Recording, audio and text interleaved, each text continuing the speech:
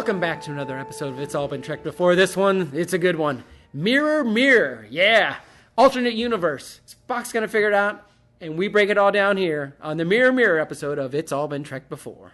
And all the great things that an alternate universe conveys to you are all here in this episode. And we're going to convey them as well. It's the gang. We're all back together. Speaking of alternative universes, another one within the IABD universe. It's the good, the bad, the geeky. It's good, it's bad, it's geeky. He keeps finding more people to talk to, more topics. Also, you can get all 4 seasons of G.O.D. is my BFF now. It's all here at IABDpresents.com. Welcome out to another episode of It's All Been Trekked Before. There are many of your regular hosts here. Or what has become the new regular hosts. That's right. This is Steven. This is Keith. I'm Colleen. And Zoey's here. And Jimmy-Jerome. She should be befuddled, however. Zoey watched more of this episode than any other episode we played before. I think she thought Spock looked good in a beard. Yeah. The goatee, yeah. She likes men with facial hair. Actually, that is true. She touches my facial hair all the time. She recognized. So, initial impressions. What do we think? Yeah, so I was excited to see this, and it did not disappoint. It was a lot of fun. Not just fun. Solid episode. Yeah, oh yeah. I mean, there are a few minor plot holes, but sure. But really, in comparison to most of these episodes, this was pretty solid. Once you make the leap and you're like, all right, parallel universe, I'll buy that, which they seem to buy very quickly, which it seems like it's accepted science. And I think there are some people who say, yeah, there's no question, there are alternate universes. Parallel worlds theory has been popular for a while. Yes, absolutely. So they already encountered a guy that was looking for dilithium crystals on their ship, right? And he was the one who was a double. Lazarus? Yeah, Lazarus. So this is probably related in some way, right? I mean, that's why they understood the theory of there being... Interesting.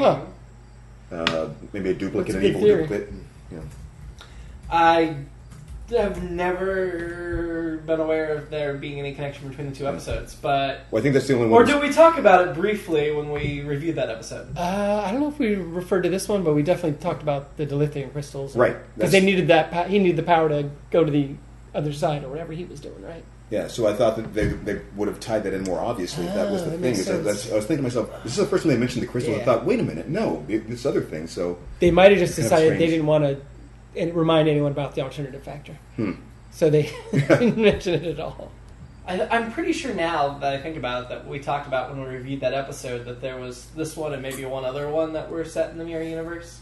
Oh, yeah. Based on whatever. I feel like maybe Lazarus was the same. It doesn't seem clear when I Google it, but there's definitely been people that have theorized. Yeah, makes sense. Well, at any rate, I mean, at least that would explain why Kirk was ready to accept that so quickly, if anything. Yeah. It could explain that, I should say. That's true. And Scotty figured out the solution very quickly.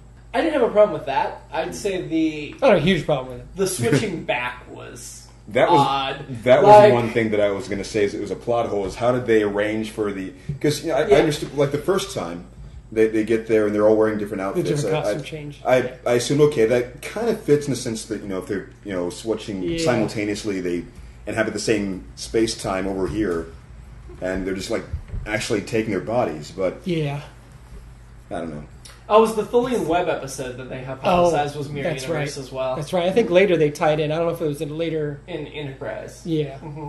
I mean, I get that our people went back, and because Spock was in the transport room with security officers, I was like, oh, did he have him on the pad ready and waiting? Which would have been fine, but he didn't seem like he did. Right. Yeah. And their Spock was like, oh, I have to send you back so I can get my captain, but the window of doing that switchback is closing, and so that was weird because it's like, yeah, you got to give time for our Kirk to go home, get your Kirk and send him back to you.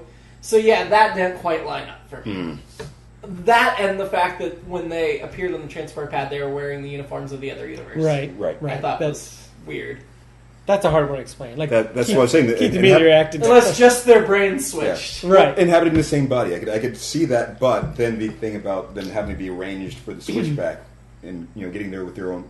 Yeah, I don't know. So that part of it was weak. Sure. Let's admit that. But other than once you get past that. Other than that, I think it was... And, it's the 60s. We'll forgive them. They didn't understand parallel universes in the 60s. They don't have 80 other pop culture examples to compare it to. Including this one. Right. It was a good excuse to find a different way to show more Uhura skin than they usually do by... I was going to hold off on that. Your shirt in half. But not just her. Yeah, let's do fashion. More like fashion.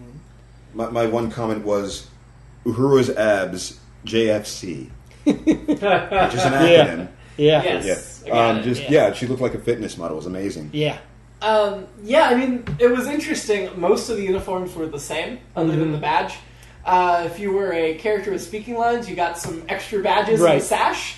Kirk and Uhura got new uniforms. Everybody else, it's just like, we're on a budget. You're going to wear the same uniforms. We're just going to switch the badge on you. They wore their phasers backwards. That was another difference. I didn't notice that. Wow. Yeah.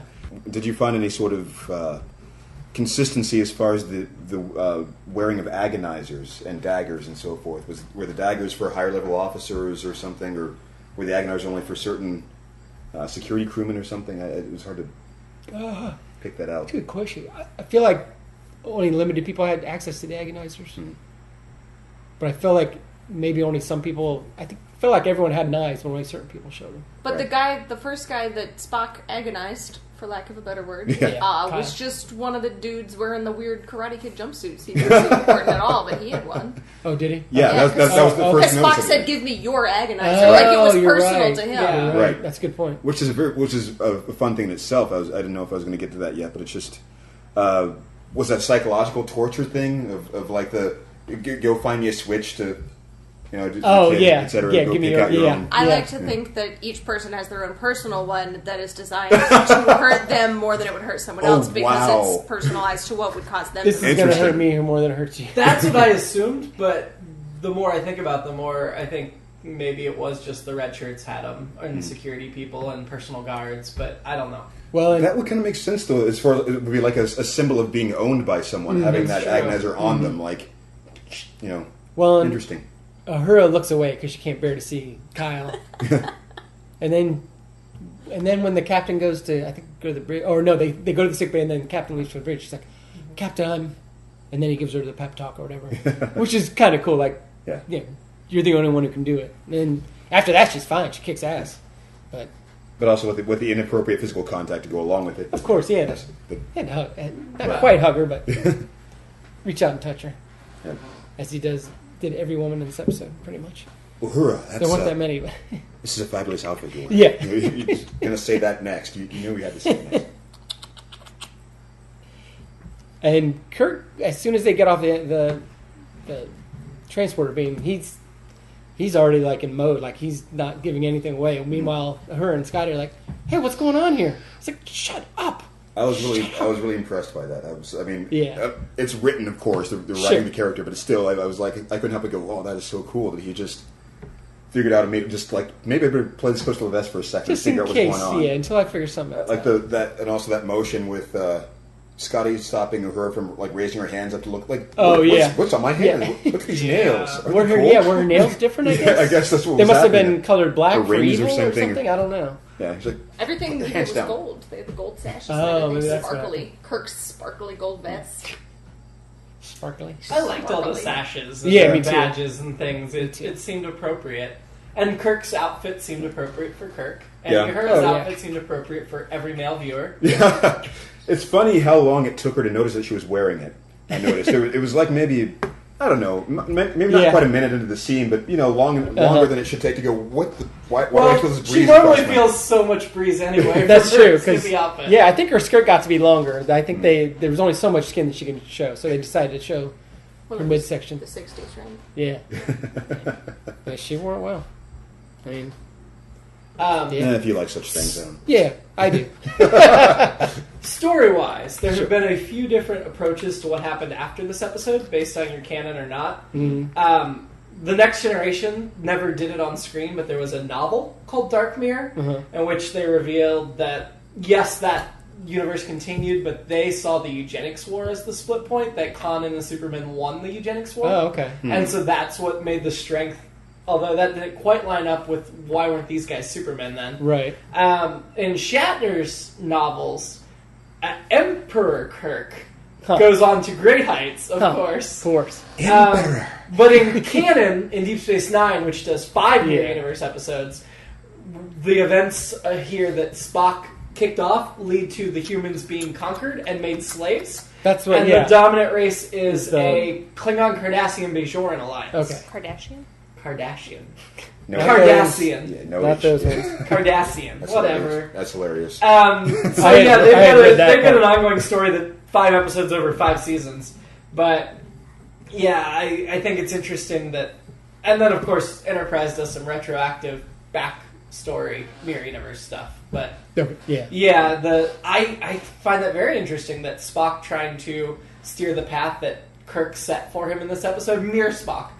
Leads in basically the defeat and collapse of Starfleet, which Spock had predicted for 230 years in the future. 240, but it happened in less than 100 because of Spock's actions. Yes.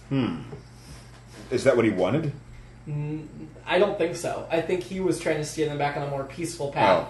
But that universe was so ingrained down this militaristic one that Spock just got rolled over rather than changing things. Since all the people on the Enterprise in the parallel were terrible people, should the Klingons in that universe be like great people? Well, they weren't all terrible people. That's all the Klingons. I mean, Spock was not terrible. True. He was still logical, but he wasn't ruthless. He wasn't trying to take command. He made poor Kyle agonize himself. He did do that, but I feel like this standard procedure. Right. I feel like you give him that set of rules, and he was staying within the rules. Sure. But he himself was not seeking to advance. That's right. He said that. Yeah. So that to me is like the mere Spock to me has never been pure evil, whereas mere Sulu is absolutely evil. Yeah. Mere Chekhov is absolutely evil. Did we like Sulu's scar parallel? So bad. How did he get that? I wonder.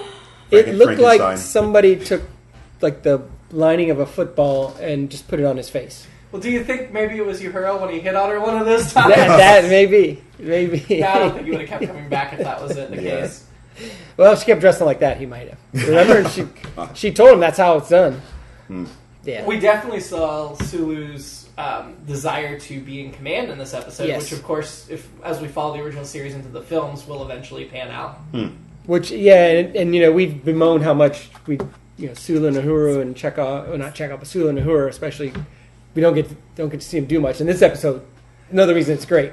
You get to see these guys do a lot more. Yeah, we only got character development from them beginning of season 1. And so I thought it was over, but clearly the beginning of season 2 has been good. A little bit, yeah. Some bounce back. And I think they'll get some moments. I feel like Uhura gets more than Sulu, but I guess we'll see. But we've been on a good run in general. George Takei definitely wins the long game there. Yeah, that's true. He does well. He does get his own starship. Yes. So there was the scene where he was doing some computer research, and they were giving some timeline points about things that had happened, I guess showing the contrast between different decisions that he made at different points, like in the mirror universe instead. I didn't really catch all of them to think. They sounded familiar to me, but I hadn't seen this stuff enough to go, oh yeah, I remember this thing exactly, but the name sounded familiar. So what was the name of the device that he was using from his cabin? The Tantalus Field? Tantalus Field? Was that from like the pilot episode? Was that them? No. This was something they created just for this episode, and it was Marlena implied that Kirk stole it from a scientist. Right. Yeah. I love that they were able to throw a little backstory in with that. Yeah. That's what there was complexity to this episode. This wasn't just, okay, these are the evil versions. Yeah, and rather than just say, oh, this kills people, it's like, oh, here's a little backstory. He stole it from a scientist. Somebody came up with it. Obviously, it's foreshadowed. It becomes a lifesaver, but. And how much trust, though, does Kirk put in Marlena that she knows about it? Because she could use it to kill him. That was very strange. And that was my thing. My memory of the captain's lady was just all the making out stuff, which I guess kind of makes sense when I first watched it. Probably the last time I saw it 20, 25 years ago, I was like, oh yeah, she's hot and all that. But she was like, she was not happy with him when he comes in. She's not all lovey-dovey. She's like, why aren't you doing the stuff we need to do to keep your power and da-da-da, which means she can keep her power, obviously. And then she does get into you haven't talked to me like that in a long time, or whatever. Kiss me. Is it just kiss? You haven't kissed me like that. Well, doesn't he compliment her? It was. I think it was both of those things. Yeah. I can't remember the exact wording, but the kiss certainly catalyzed it. Yes. I think that probably tipped her off. In fact, in one Star Trek novel, Mir Spock used the Tantalus device against Uhura and killed her in the Mirror Universe. Right? I reject that. I make that. Well, it was just a novel. It wasn't canon. Oh, okay. There you go. So was Mira Marlena there longer than a week? Do you think? I mean, it seems like she I think she'd been there. Yeah. She just wasn't senior staff, and Kirk doesn't always go down to the science labs to hook up with people. Yeah, well, I mean, as opposed to Mirror Marlena was speaking of a relationship that had taken I assume quite a while, but the regular Marlena seemed to have just gotten there. I don't know that she was just gotten to the ship. She was just on the bridge for something. Well, she said that she transferred just got assigned. a week before. Sorry. Yeah. You're right, she did. Yeah. I just overlooked that for some reason. They picked her up at Starbase 37. Mm-hmm. And the Enterprise had actually tried to pitch to Shatner in their episode that they wanted to reveal the Tantalus field did not kill them. It sent them back in time, and Shatner didn't realize it, so they were trying to work Shatner a guest appearance in Enterprise. That would have been cool. But Shatner rejected it, so they never got to establish that that's what it did. Like Doctor Who. And I guess at the end when Marlena wants to go with them, I guess this goes to your point with it. Maybe she wasn't a terrible person. She was just doing what she had to get by, and she didn't want to. I mean, obviously she was going to lose power in that universe temporarily, but she was already thinking of moving on anyway to another captain or whatever. But yeah, I don't. Yeah, I think she was thinking another universe. These people are decent. Maybe that's okay. I mean, there's a reason she saved them. Yeah. Absolutely. Yeah. Instead of killing them with the Tantalus field. I think the society and the structure of Starfleet are different, but I'm not sure the people were different. It's just them in different circumstances. Yeah, I guess that makes sense. Interesting. Yeah. To me. Yeah. Although that does reveal a side of Sulu we would rather not see. But right. It's nurture versus nature. Wow. So Marlena Moreau, we talked about her a lot, but we haven't talked about the actress, was played by Barbara Luna. Yeah. Who is famous for One Life to Live. Oh. Second most famous for this episode of Star Trek. So her career she's got 108 credits, but her career was kind of limited. Did a lot of guest TV. Did some movies early on. She was in one of the first big. I don't know if it's in one of the first runs a chorus line, but one of the revivals. She played the woman who's still trying to make it, the older chick in it. Yeah, that was like 76. She would have been like, I think she was 37 then. But yeah. She doesn't have a death date listed here, so I assume she's still alive. She is, yeah. She still does Trek conventions quite often, I read. So, yeah. I would too if I did that role and cash in on it. Yeah. Absolutely. Yeah, she was great. I liked her. Yeah, I thought she was really cool.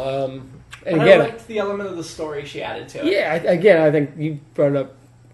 Her character is much more complex than the usual captain's ladies. Well, I think we saw... So Shatner, Kirk, in our universe, is extremely selfless. He puts the crew first, he puts the mission first. But I do think there's a desire there for Kirk to have a regular woman. And the slightly more selfish version of Kirk does. Yeah. And I think that's a sign of how deep that selflessness goes with our Kirk. Yeah. I think that says something about the character. Well, he's married to a ship. Yes. Whereas this Kirk's like, I like the ship, but I like this girl too. Yeah. Alternate Kirk loves the ship, but he's got a side piece. But she's so much more than that. She is. She's deeply trusted. She's almost a partner in it. Well, and undoubtedly, she's used the Tantalus field to save him before. Feels like. Probably.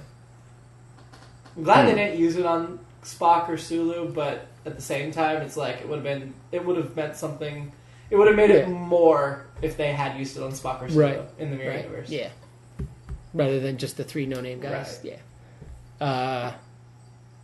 Yeah. Which led to... Well, there were 2 fights. There was the fight with Spock, where all 4 of them were taking mine, which was a great fight.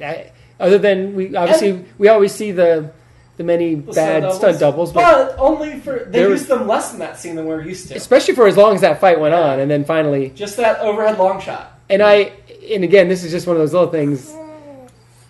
Her gets thrown and whatever, and then she kind of crawls around, finds something to smash Spock with, but she has to hand it off to Kirk. Yeah.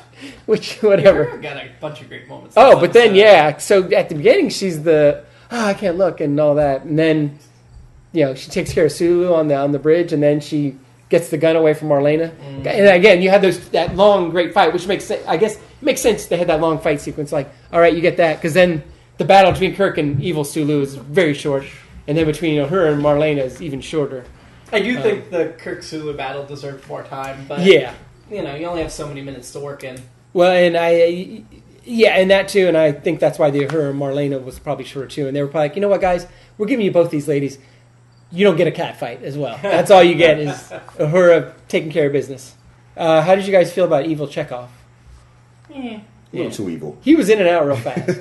I mean, he was young and inexperienced, which makes sense. That I get why he'd be brash and whatever, right. but at the same time, it's like, not Chekhov's best work. No, and then if he had at least said like that the Russians invented the torture chamber, I would have been okay with that. Yeah, he gets sent to the agony booth. Right. The agony booth. It just makes you think of suicide booths from Futurama. Yeah, absolutely. I mean, I wouldn't be surprised if there's some connection there. That would make sense. Yeah, 60s, 70s sci-fi really thought everything in the future would involve booths like that. And yet now we don't even have phone booths. No. So... No. Maybe booths will come back in style. You don't know. Come back around. Yeah. I always pick a booth when I have a choice. Yeah. Oh, for a restaurant? A restaurant? Yeah, absolutely. Absolutely. Well, there's still photo booths and such. So I think it really depends. That's true. That is a good point. The Actually, purpose of what is happening. Yeah. Well, I was going to say in general that I really liked the banter between the two Kirks and Spocks. Mm-hmm. Uh-huh. That was just real. I Yeah. really enjoyed it. Well, obviously we saw more of the conversation between Mirror, Spock, and Kirk. Mm-hmm. Yeah. But yeah, I really enjoyed the conversations, the way they were thinking things through. And I liked the Spock McCoy, Mir Spock and R McCoy confrontation. Yeah. Mm-hmm. You know, it does remind me of one other thing that I found was a little stretched the credibility a little bit.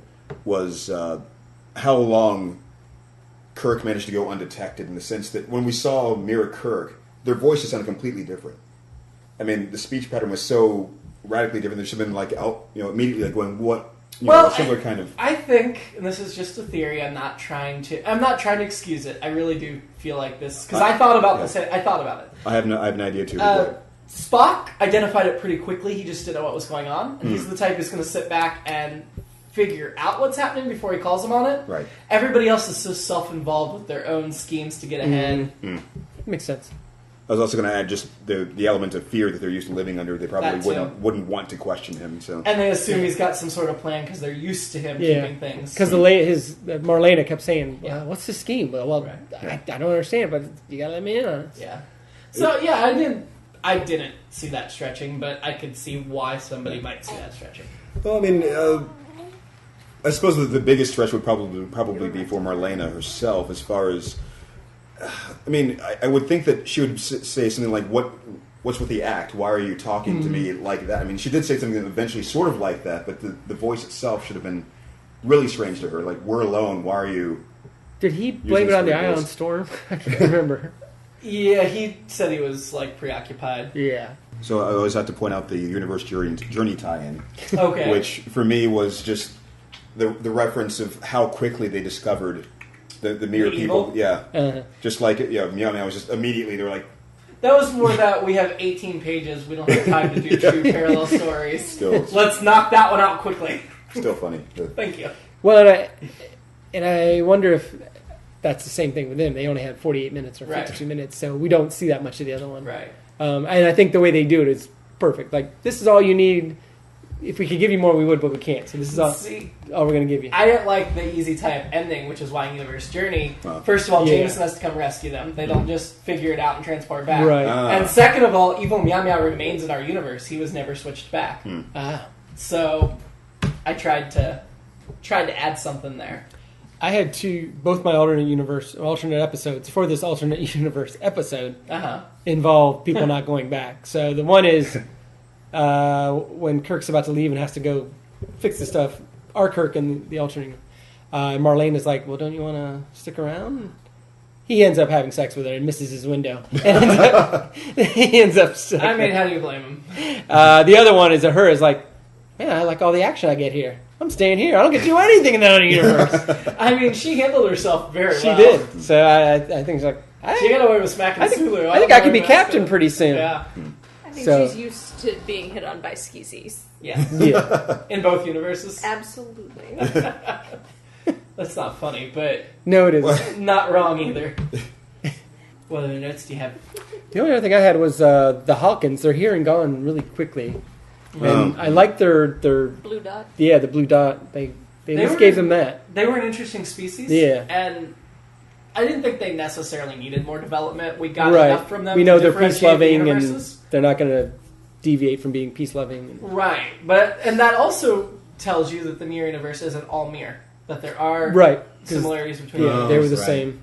Those aliens who did not come up in the militaristic Starfleet remain the same. Right. The Klingons were still terrible over there. Well, yeah. We would have to assume. That's and of course multi-universal. They're also hitting, as I said before, those continuity points of. Remember when this thing happened? This is what you did differently, and this thing here drove this. So that was another. We did get a little bit of. We always talk about recent history. So when our Kirk tries to find out what his Kirk has done, and he just gets 2 stories about terrible things he did. It's like, that's enough. I'm good. But it was cool to hear some. Yeah. Again, we talk all the time about give us some recent history. So they at least gave us that. And they name dropped Pike. Which they dropped Pike in there. Yeah, and then I thought the next one where he said he killed 5,000 colonists, that made me think of Kodos again. Yeah. So it was probably meant to make you think I think so too, yeah. And it's interesting to keep coming back to that. I mean, this was written by Jerome Bixby. The first of 4 episodes of Star Trek he wrote. Okay. He also wrote By Any Other Name, Day of the Dove, which is a Klingon episode. Oh, yeah. Yep. And Requiem for Methuselah. Oh, okay. When I started thinking about how I was feeling about the Mirror crew, my first reaction was, that's actually kind of menacing. It actually made me feel a little, it's kind of tame by like today's standards of how graphic they would have to get to demonstrate how bad somebody is. Yeah. But at the same time, it still felt like there was something at stake. There's some peril. Mm-hmm. It's like, these guys are actually pretty evil, that kind of thing. So I feel like I know of this. At least the reference to the mirror universe and the bearded, or the goatee Spock, I've seen a lot of references to. Mm-hmm. And I was under the impression there's like another episode or a different episode that he comes through and it's just him. And they do the thing like, how do you know which one of us is real Spock? Nothing like that? Nope. Huh. And I was reading that, obviously it's been done so many times since then. And well, it's all been done. Yeah, exactly. Huh. And, it'd been a part of some sci-fi books and stories and novels before this, but down to parallel universe and all that. And, I don't know if you guys remember the South Park. Yeah, that's one I was thinking about it exactly because they do the whole thing of like shoot the real one. Right. I thought that had to have been from. No. And every soap opera that has a what's that? I was saying Futurama. Evil Bender has the goatee. Yeah, and every soap opera where there's an evil twin brother, they always have a goatee. It's too bad that premise wasn't started earlier, or when Kirk split in 2, the evil one would have had a goatee. Yeah. Right. No, Shatner's not going to let them hide his face. No. Unless it's the mustache to play his brother. Sure. But it also would have defeated the purpose in that episode, I think, too. They weren't exactly identical. I was fine with Spock just being the only one that. But yeah, I think it's so iconic that it is not just his beard, but Uhura's outfit. Uhura's. So Deep Space Nine is the one that did all the Mirror Universe episodes, but one Voyager character appeared in one of those. It was Tuvok, a Vulcan, and he also sported the goatee. Oh my god! Yeah. Yes, that's great. So yes, clearly, I mean, Vulcans are clearly dangerous in this universe because Spock says, "Tell Sulu, you're going to kill me. My friends are going to take revenge, and some of them are Vulcans." Dun, dun, dun. And you're just like, okay, crap. I'm stopping. I'm done. Oh no, Tuvok doesn't have the goatee. That was just some picture somebody else made. I apologize. The real Tuvok doesn't have the goatee. Oh. Now, would have been cool if Mir Uhura had the goatee. Would you have still found her sexy? Probably. Kind of hard to beat those abs. Yeah. I mean, it's too bad Mir Uhura didn't have any role in this episode, because then we'd allow you to make her your woman of Star Trek, whereas we only saw her briefly That's yelling. true. Yeah. So I don't think we can count that. She just got to be indignant for very briefly. I mean, our universe. I mean, she had her leg up on the bench. She was very aggressive. Yeah. They couldn't have them all crowd up because. Right. Well, I guess it makes sense they wouldn't crowd around. But our Uhura being Mir Uhura was. Yeah. She was great. Yeah, that was great. Yeah. That was awesome. So, are you changing to Marlena? I am, Marlena. Yeah, I'm being very fickle this season. You are. That's your 3rd and 4. Yeah. You still have to T'Pring, Keith. I'd probably have to go with Marlena at this point, actually. Really? Yeah. If not Uhura. Well, I don't think you can. I'm going to stick with T'Pring. Yeah. I admit it's close. She's solid. I admit it's close, but Marlena was a little bit too not aggressive enough. She was a little subservient to Kirk. That just doesn't do it for me. Where T'Pring definitely had her own mind. Sure. Yeah. Our female co-hosts have wandered away, so they don't get away in. Which is too bad, because Colleen always has wonderful picks for her men, women. Who was her last one? If only she were within earshot. Professor Jackson Roykirk is who from last episode. Yeah. Right. I'd say you could pick like a mirror version that we got some substance from. So like Mirror Kirk and Mirror Uhura we barely saw, and Mirror McCoy. But like Mirror Spock, if you'd want to pick him, I would argue he's a different enough character. Episode ranking. Where do we put this? There are 4. Okay. This is only the 4th. Start at the top, bottom, or middle. It'll make so much difference. Yeah, I guess the question is, do we like this more than Amok Time? Yeah, that's absolutely the question. Yeah. And I have an answer, but I'd like to hear other answers first. Which one was Amok Time? That's Spock Goes Home. Okay. Yeah. Plumig Soup. Confar. Q-tip fight. I feel like I like this one more than that, actually. It's just, I don't know. There's more to work with. I think I do, too. I think it's unanimous, because depending on what Colleen says. How did you feel, Colleen? About what? Did you like this more than the one where Spock went home? Oh, the one where he's got to fight to keep his Yes. wife that doesn't like him? Yeah, I like this one. So it is unanimous. Mirror Mirror is the best episode of season 2 so there far. we go.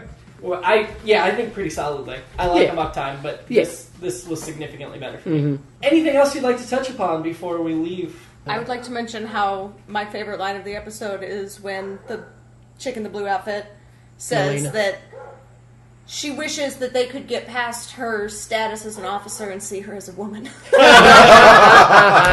was funny when she's talking about, I've been too busy being an officer to be a woman. Yeah. That was, I liked that. I liked that a lot. That just makes you think of an officer and gentleman. You may be an officer, but you sure as hell you know gentlemen. That's me as Deborah Winger. Yeah. Was that in the movie? Yeah. An officer and a gentleman. Oh my god. Oh yeah, it is. Oh wow. Yeah, if we're talking lines, we haven't talked about the banter at the end with Kirk, Yeah. Spock, and McCoy. That was good. I feel like it's starting to become a staple in the series at this point, which it continues through the films. Yeah. But that, to me, is the way every Star Trek should end, with them just bantering a little bit on the bridge. And the last couple haven't been as clunky. Oh, no, last episode was my son, the doctor, right? So maybe that one was, but overall, I think they've gotten better. I think, and again, just more of the characters being comfortable, or the actors being comfortable with their characters and everything. But yeah, what was tonight's banner? Oh, the evil Spock humans. with the humans, yeah. Yeah. He found them refreshing. And I'm a doctor, not an engineer. Yeah, we knew that was coming. Well, now you're an engineer. Yeah, that was a good response. I mean, does anyone ever backtalk McCoy again and be like, no, you're wrong, you're going to do this? Other than Scotty right there? Probably not. So, next week, we have The Apple, Okay.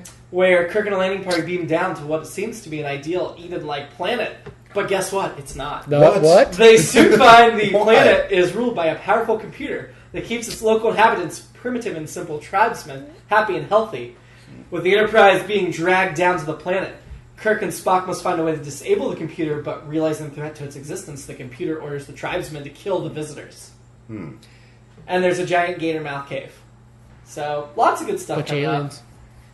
Eventually, we're going to get to watch The Trouble with Tribbles. I can't wait to see how that I'm goes. looking forward to that. I hope it's as good as I remember. From a couple weeks ago? Yeah. Spoil the magic. We already recorded The Trouble with Yeah. Tribbles. I feel like I've seen that before. With us when we were recording No, the episode? I've probably just heard about it so much that it feels like I've It's watched very it already. possible. Oh. It's very possible. Okay, then have a good week, and because this is the Mirror Universe, don't live long and prosper. That's right. Yeah. Stay in your lane. All right. Bye.